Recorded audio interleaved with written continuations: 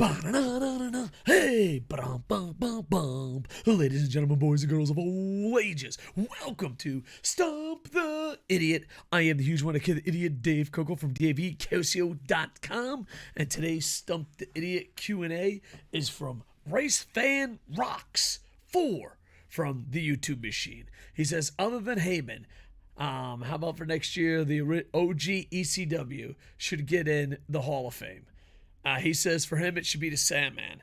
I think Sandman and New Jack are going to be a while. I think the world has to calm down and find more forgiveness in their heart before they put in some of those hardcore guys. I just don't think it's going to happen anytime soon, and it's not their fault. Paul Heyman's a shoo-in. Paul Heyman is a Hall of Famer. Manager, promoter, whole 9 years. Maybe not an accountant, maybe not a Hall of Fame accountant, but just absolute storyteller, legend, and booker and all that. I think in the order of when they will make it, I think RVD is going to be first if he isn't already. I apologize. Looked over, I didn't see him, but you know how I am with bad memories. Taz, Dreamer, and then Raven. And I think those are going to be the guys in because they went into WWE.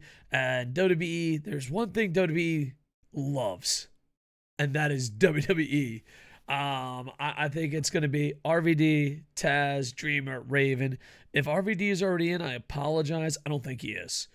My long shot would be Mike Awesome. Mike Awesome was a great big man that could work different styles, hardcore, cruiser, stiff, kings. It doesn't matter. He was a great big man wrestler. Overall amazing. Now, granted, he did screw over ECW. They had that thing with Taz. But you also got to look at what he did in Japan, what he did around the world. So my sleeper pick would be Mike Awesome. So I guess the order: Paul Heyman, RVD, Taz, Dreamer, Raven, and then hopefully one day Mike Awesome. There's probably so many great ECW wrestlers. But the thing is, just like when Dana White took over Pride, people see Anderson Silva, who's about to go into UFC Hall of Fame. They see him as a UFC guy. He started in Pride.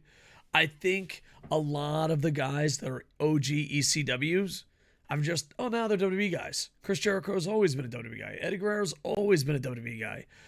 Rey Mysterio, he's going in this year. You gotta think about it. Rey Mysterio. Is he OG ECW? So I find that to be interesting.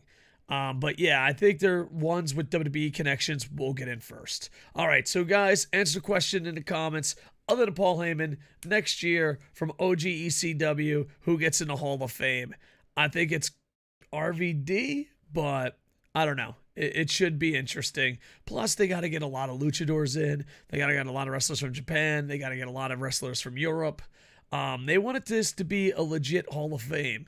And to be a legit Hall of Fame, you have to go beyond your company. And here's the thing.